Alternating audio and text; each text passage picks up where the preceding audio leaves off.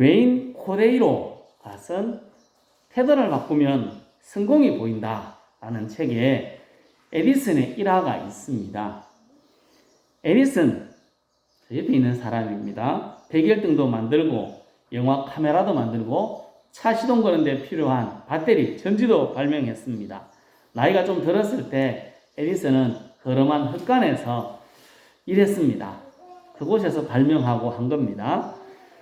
발명품을 완성하기 위해서 아들과 함께 밤늦게까지 작업을 하곤 했습니다. 어느 날 배터리, 전지를 만들기 위해서 조금 더 오래가는 전지를 만들어 보려고 노력하던 중에 화학약품을 잘못 섞어가지고 작업실이 불이 났습니다. 나무 건물이라 가지고 빨리 탑니다.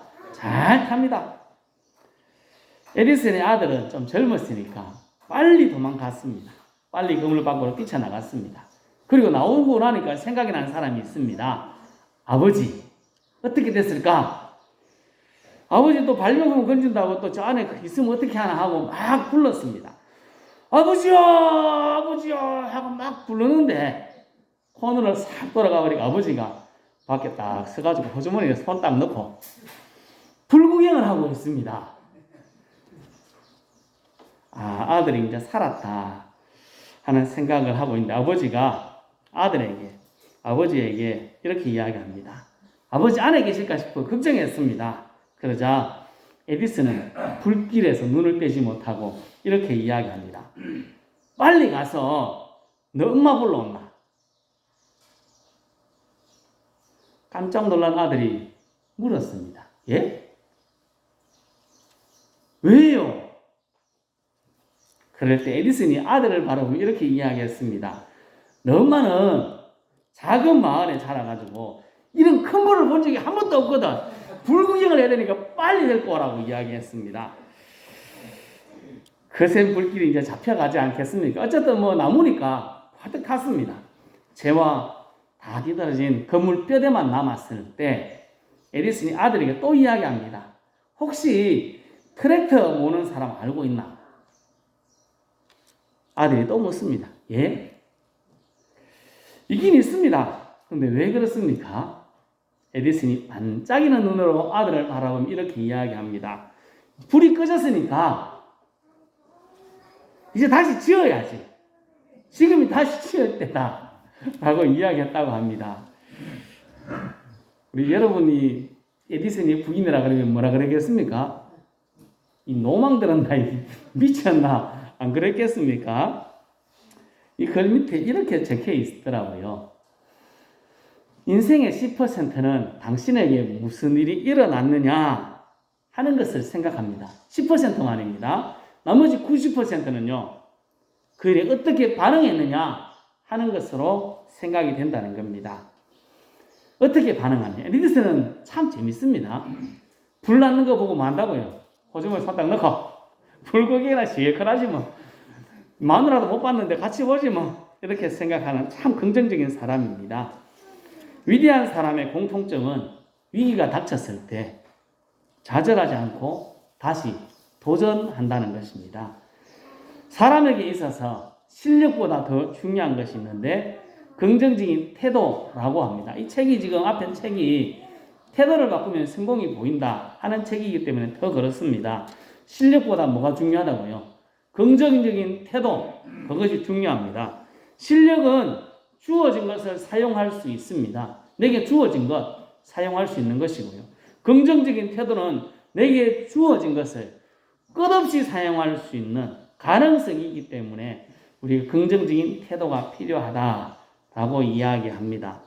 성도 여러분, 여러분은 주어진 삶에 대해서 어떤 태도를 가지십니까? 좌절하고 포기하십니까? 아니면 긍정적으로 밝게 보십니까?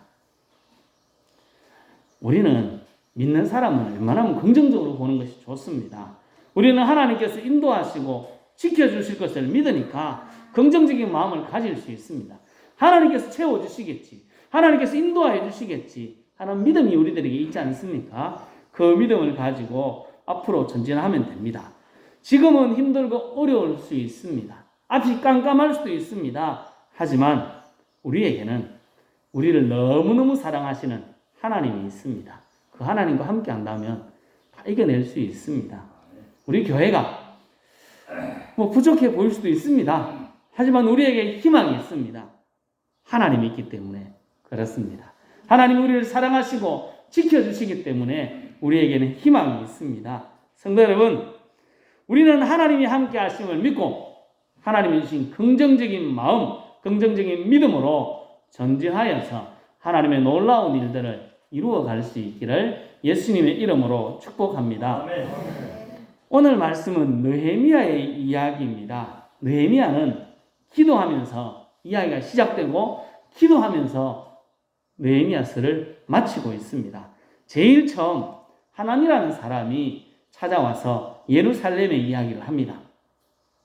그리고 이 느헤미야가 한 일은 금식하며 기도하는 겁니다. 요즘 저놈이 재밌어 합니다. 장난치는 얼마나 좋아하는지. 느헤미야 1장 4절 말씀을 이렇게 이야기합니다. 같이 읽어보겠습니다.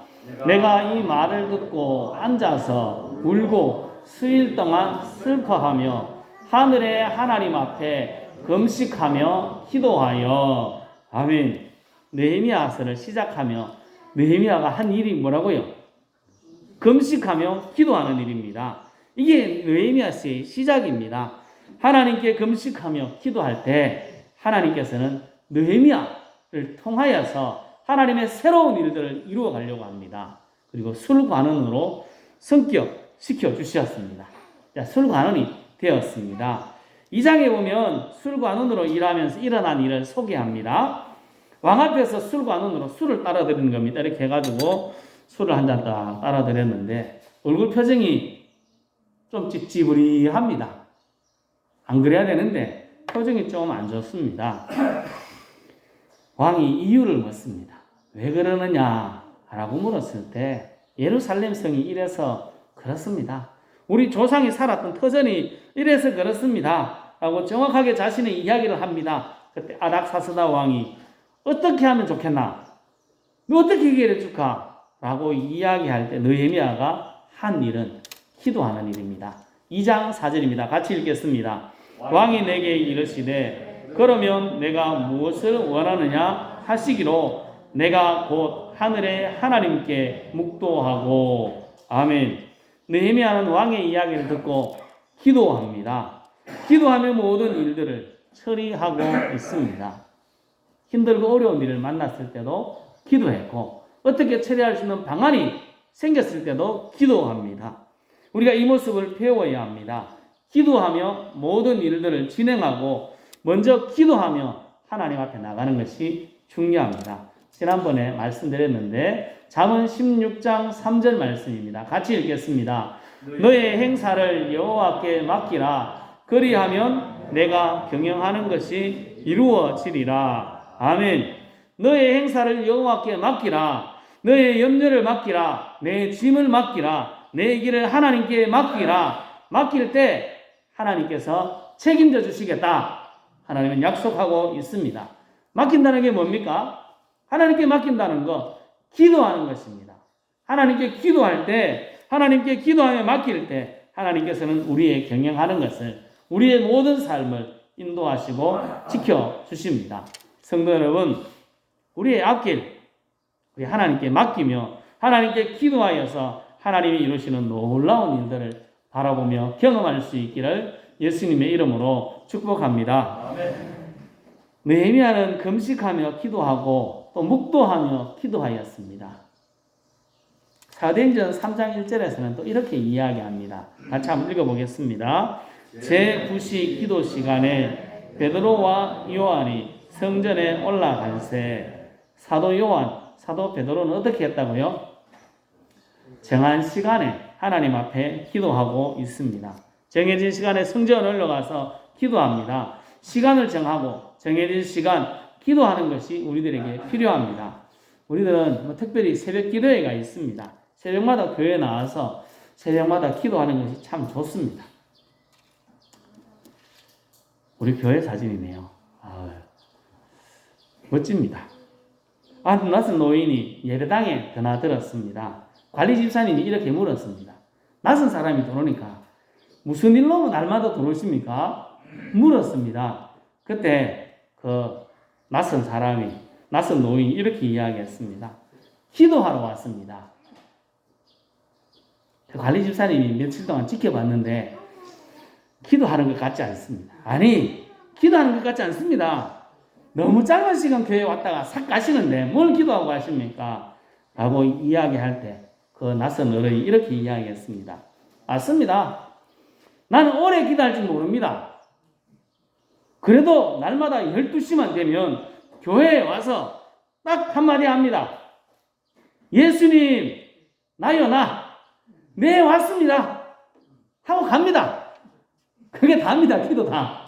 그럼 기도 적어놓은 건 6자입니다. 예수님, 나요 나. 하고 어디 간다고요? 집에 갑니다.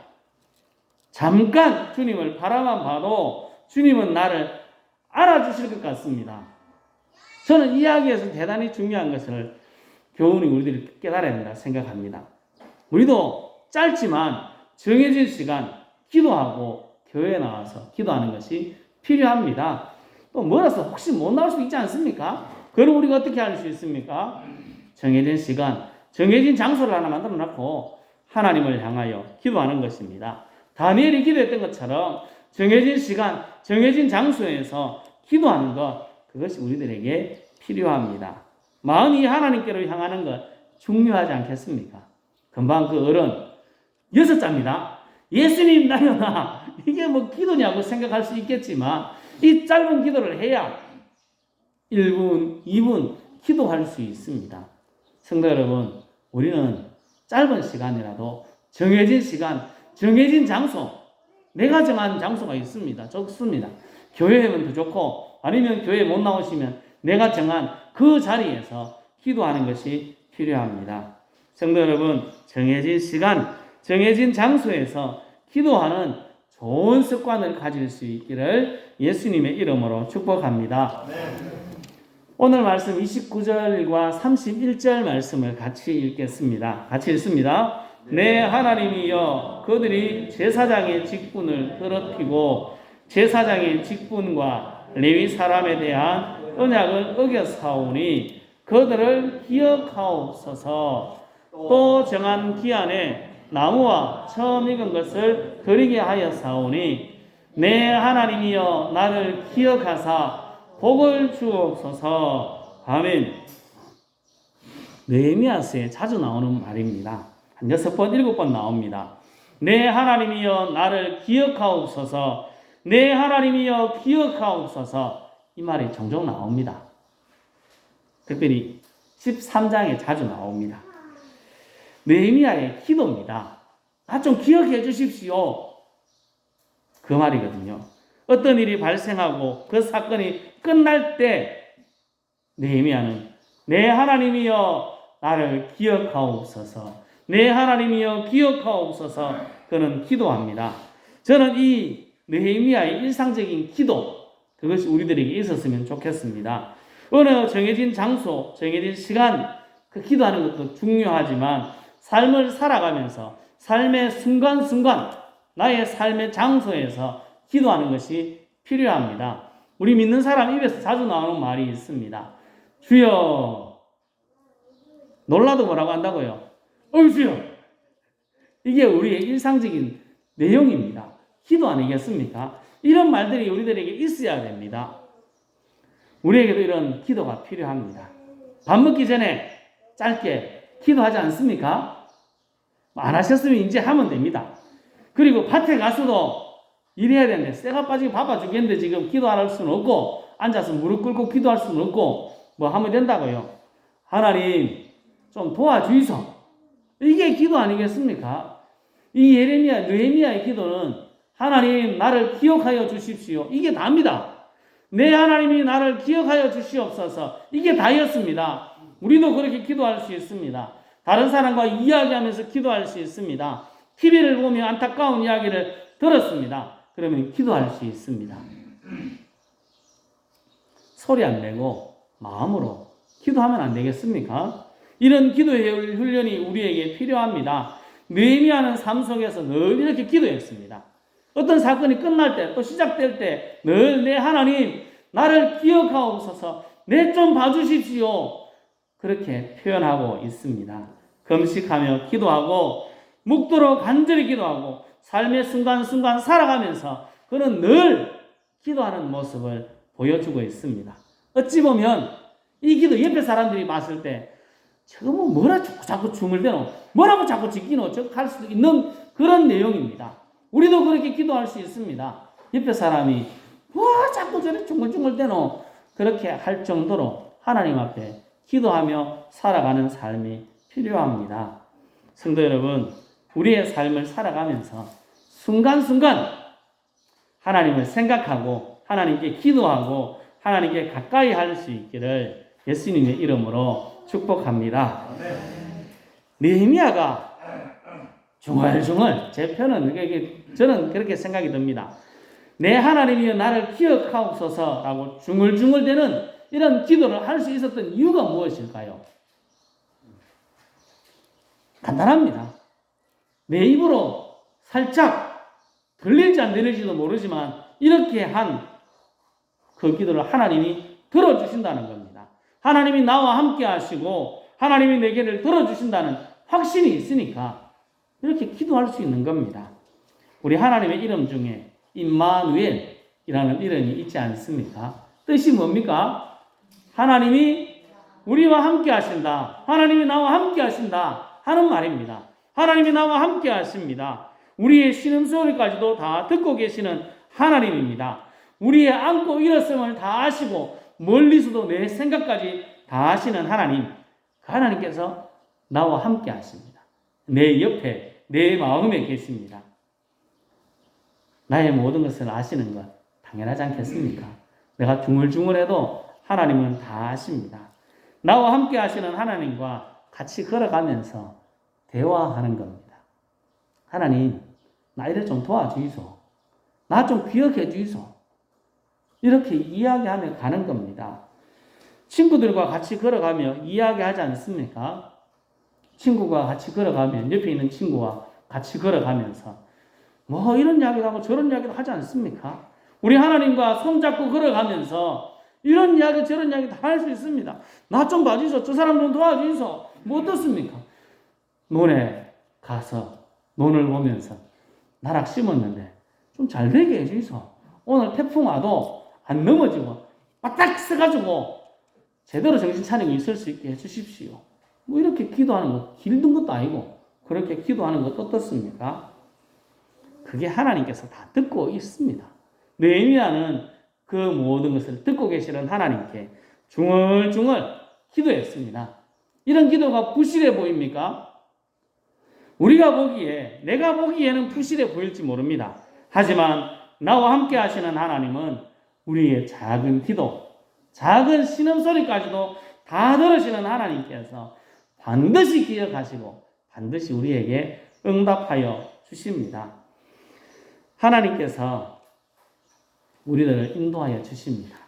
우리는 긍정적으로 살아가는 것 좋지 않습니까? 하나님께서 나를 인도하신다는 분명한 확신을 가지고 긍정적으로 살아갈 수 있습니다. 모든 것이 합력하여 선을 이루시는 하나님, 그 하나님을 바라보고 우리들은 기도하며 나가면 됩니다.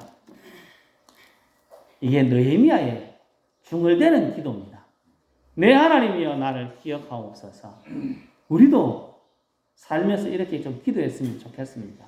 교회 나와서도 기도하지만 시간을 정해놓고 기도하지만 그런 기도 외에도 우리 순간순간 삶을 살아가며 이러한 기도가 우리들에게 필요합니다. 오늘은 느헤미야의 기도를 생각했습니다. 시간과 장소를 정하고 기도해야 합니다. 이것이 우리에게 필요합니다. 집에서 아니면 교회에서 시간을 정해놓고 기도하시면 좋겠습니다. 또 어느 곳에서나 하나님의 손잡고 하나님과 동행하며 느헤미야가 내 하나님이여 나를 기억하옵소서 기도하였던 것처럼 중얼중얼 기도하였던 것처럼 우리도 하나님께 우리의 삶의 순간순간 기도하여서 하나님의 놀라운 응답을 경험하고 하나님을 간증하는 우리 모두가 될 수 있기를 예수님의 이름으로 축복합니다. 기도하겠습니다.